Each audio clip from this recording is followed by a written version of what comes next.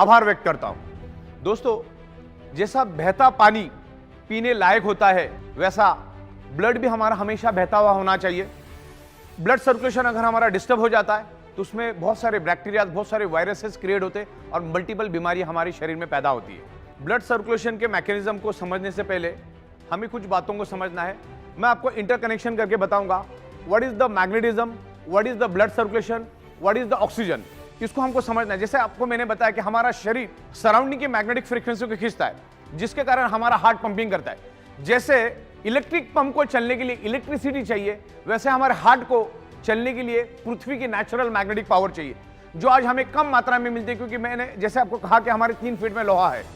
हमारा heart 1 minute में तकरीबन 70 से 80 बार धड़कता है, और जब जब धड़कता है तो 75 to 80 ml ब्लड पूरे बॉडी के अंदर सर्कुलेट करता है। लेकिन वो तभी कर पाएगा जब आपको सराउंडिंग की मैग्नेटिक पावर मिलेगी। लेकिन आज वो मैग्नेटिक पावर कम मिलने के कारण हमारे हार्ट को जब 70 ml 80 ml ब्लड सर्कुलेट करना है, उसके जगह 60 ml 50 ml 40 ml सर्कुलेट करता है, जिससे each and every organ part को कम कम प्रोपोर्शन में ब्लड मिलता है। और कम प्रोपोर्शन में ब्लड मिलने के कारण ऑर्गन पार्ट कमजोर पड़ जाते हैं। जैसे मेरी भूख 4 रोटी की, लेकिन मुझे अगर 2 रोटी मिली तो मैं जैसे कमजोर हो जाऊंगा, वैसे ही हमारे ऑर्गन पार्ट का भी है। हार्ट ने अगर कम सर्कुलेशन दिया तो क्या होता है, each and every organ part को कम मात्रा में ब्लड मिलेगा। तो ये मैग्नेटिज्म, ब्लड सर्कुलेशन, ऑक्सीजन का क्या एक दूसरे के साथ संबंध है, उसको मैं आपको समझाता हूं।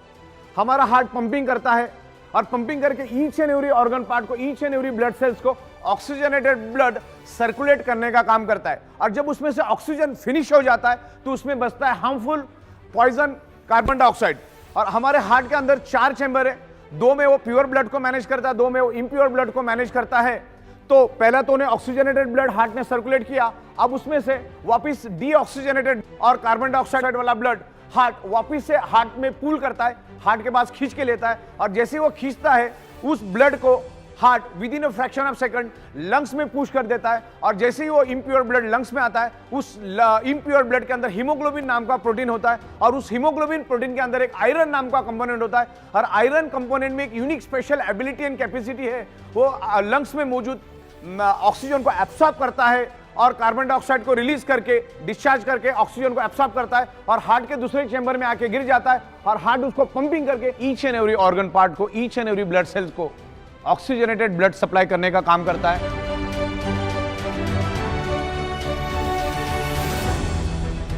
हार्ट जब डीऑक्सीजनेटेड ब्लड यानी कार्बन डाइऑक्साइड वाला ब्लड लंग्स में भेज देता है तो उसके अंदर का आयरन ऑक्सीजन को एब्सॉर्ब करना शुरू कर देता है। अगर मैग्नेटिक इन्फ्लुएंस अगर मिलेगा, मैग्नेट की शक्ति अगर उस आयरन को मिलेगी, तो जहां पर वो अंदाजन 30 ml ऑक्सीजन एब्सॉर्ब करने वाला था या 30 ml ऑक्सीजन को बाइंड करने वाला था, उसके जगह वो 50% भी कर सकता है, 60% भी कर सकता है, 70% भी कर सकता है, 80%। यानी ऑक्सीजन मैक्सिमम मात्रा में वो आयरन खींचने की कोशिश करेगा अगर आप पे मैग्नेटिक इन्फ्लुएंस है तो।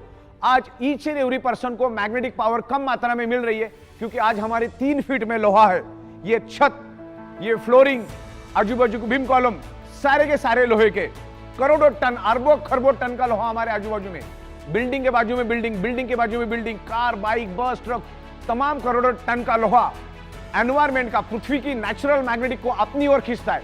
क्योंकि आयरन का टेंडेंसी मैग्नेट को खींचना, मैग्नेट की टेंडेंसी आयरन को अट्रैक्ट होना, तो उनके दोनों के खींचातानी में हमें जो कुदरत ने मैग्नेटिक पावर दी है, हमारे शरीर को, हमारे हार्ट को पंपिंग करने के लिए जो मैग्नेटिक पावर दी है, उसको लोहा खींच के लेके जाता है। हमारे शरीर को कम मात्रा में मैग्नेटिक पावर मिलती है, जिसके कारण हमारा हार्ट का पंपिंग कमजोर पड़ जाता है, स्लो पड़ जाता है, और जिसके कारण हमारा फिर बॉडी का ब्लड सर्कुलेशन डिस्टर्ब होता है। जहां पर हार्ट को 70 से 80 ml ब्लड सर्कुलेट करना चाहिए, वहां पर हार्ट 40 ml, 50 ml, 30 ml, हर एक बॉडी में अलग अलग ब्लड सप्लाई करना शुरू कर देता है। तो ऑर्गन पार्ट को कम मात्रा में ब्लड मिलता है। Organ part means blood cells, तो ब्लड सेल्स को कम मात्रा में ऑक्सीजनेटेड ब्लड मिलने के कारण ब्लड सेल्स कमजोर पड़ जाते हैं। ब्लड सेल्स कमजोर पड़ने से ऑर्गन पार्ट कमजोर पड़ते हैं, और ऑर्गन पार्ट कमजोर पड़ने से उसमें डिसफंक्शन, डिसऑर्डर, अलग अलग टाइप के डिसीज जनरेट होते हैं। और हमारी जो 125 से 150 साल चलने वाली जो बॉडी है, उसको हम 30, 40, 45, 50, 55, 65 में पूरी तरह से खत्म और बर्बाद कर देते। दोस्तों, हमारे शरीर में